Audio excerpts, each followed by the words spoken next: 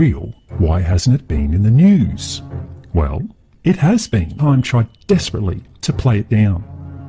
Possibly in his haste, he also let slip a little secret of NASA. That is, when data comes in that they can't hide, just come up with an alternative explanation to throw people off. And that is why people always use the acronym of NASA to mean never a straight answer.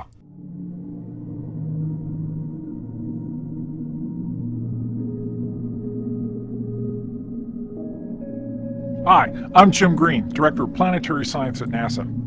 Last July 14th, NASA's New Horizons spacecraft flew past Pluto, capping a half-century of exploration of our solar system. It piqued our interest about what lies beyond Pluto and what can we learn about ourselves and the origins of our solar system. The idea of a new planet is certainly an exciting one for me as a planetary scientist, and I think for all of us.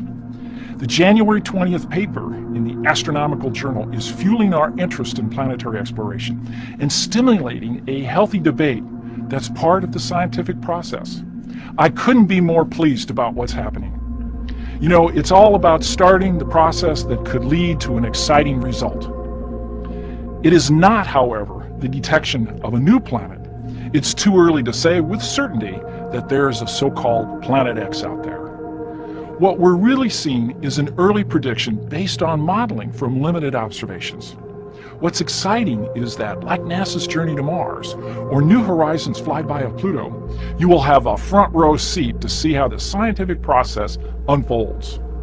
Theories like this serve to stimulate ideas and conversation. They tap into our innate curiosity. It's important for us to continue the work, and we will. Anytime we have an interesting idea like this, we always apply Carl Sagan's rules for critical thinking, which include independent confirmation of the facts, looking for alternate explanations, and encouraging scientific debate. If Planet X is out there, we'll find it together. Or we'll determine an alternate explanation for the data that we've received so far. Or we'll determine an alternate explanation for the data that we've received so far. Or we'll determine an alternate explanation for the data that we've received so far. Alternative explanation 1. Admit that there is a giant rogue planet, but say it is so far away that it poses no real threat. Make sure you never call it Nibiru. Give it a new name like Planet 9. That way, no one can Google the name and learn anything about the truth of it. There might be a whole new planet on the other side of Pluto. It's named 2012 VP113, jokingly dubbed Biden. Get it? Corey Powers, editor-at-large for Discover Magazine in studio. How you doing, Corey? VP Biden. Right on. There we go. Correct on that. Two images show you. This is the arrow obviously pointing to it. But there are three dots on here. One is red, one is green, one is blue.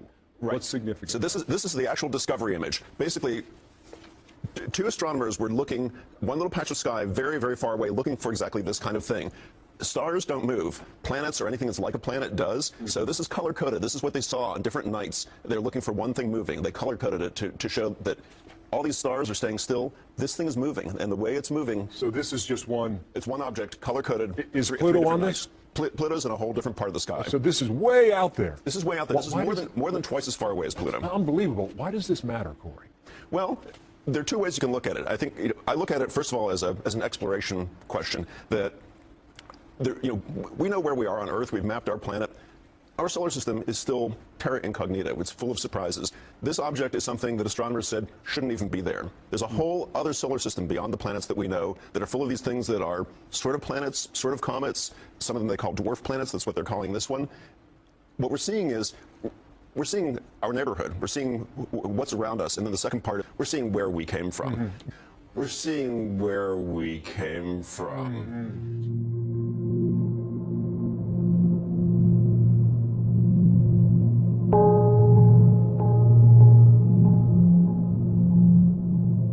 The oft-contested designation of Pluto as the 9th planet is back in the news again today.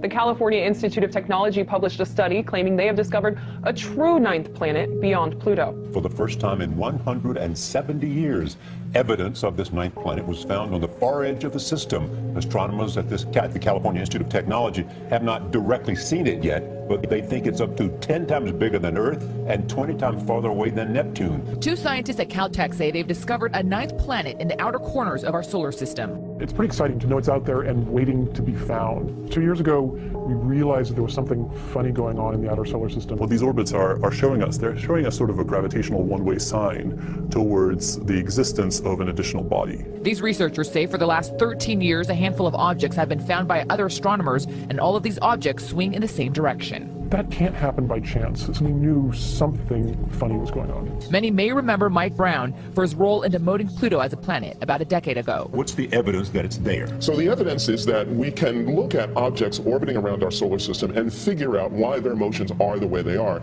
because of the gravitational influences of everything else around. So we looked at a small group of objects newly discovered and realized we couldn't actually completely understand their motion. However, if we insert into the equation about that an object about the size of this Planet 9, everything then worked out perfectly. So that's what gives the suspicion that it really does exist. They can't exactly see this thing from a telescope or anything like that. Instead, they are using data about how other objects as far out as Pluto are reacting and moving out of alignment, getting out of its way. So data like that actually suggests a heavy gravitational pull, which primarily comes from things that are qualified to be called planet. But they do have two giant telescopes on two different continents searching for the physical evidence of this thing's existence. Right now, the best that they can say is that something really, really, really big beyond Pluto exists because space rocks are moving out of the way, as well as it's causing misaligned positions among the outer planets. The orbit of other celestial bodies seem to be responding to something. What that is, nobody can actually confirm just yet. It's so far away that even though it's big, it's very, very dim and it'd be very tough to spot with a telescope.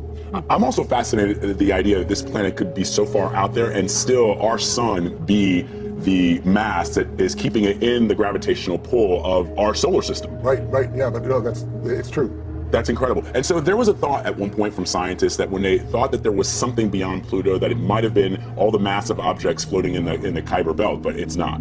Right, so all those objects are out there and they have a lot of mass, and originally the scientists said, look, a planet is such a crazy idea, maybe it's the Kuiper Belt itself that's pulling it on itself and making these orbits look funny. And they ran simulations and they tried to make that work and it didn't work. It just didn't work. There's not enough stuff out there. So you don't see it, but you said it's all about the numbers. So two scientists are playing around with numbers and they think what?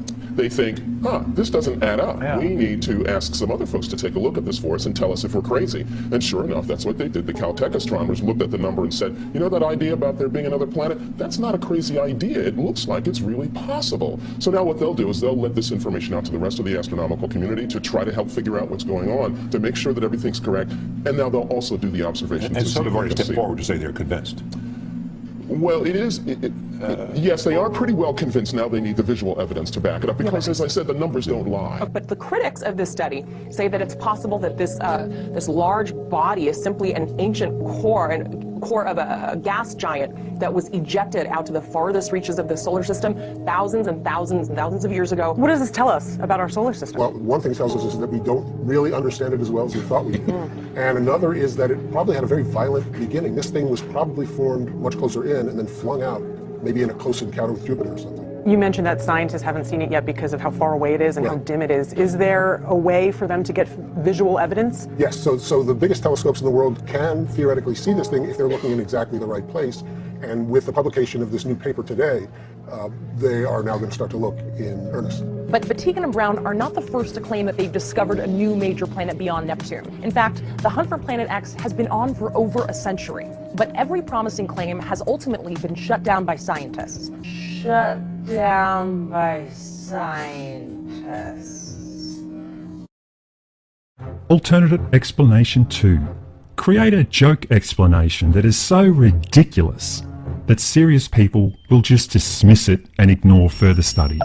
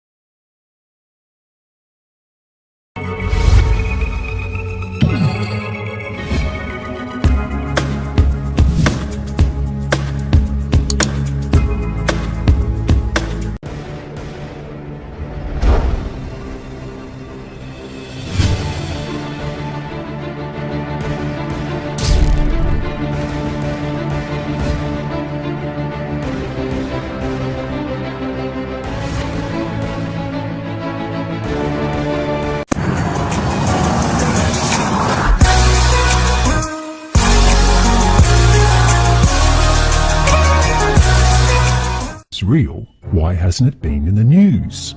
Well, it has been. Time tried desperately to play it down. Possibly in his haste, he also let slip a little secret of NASA. That is, when data comes in that they can't hide, just come up with an alternative explanation to throw people off. And that is why people always use the acronym of NASA to mean never a straight answer.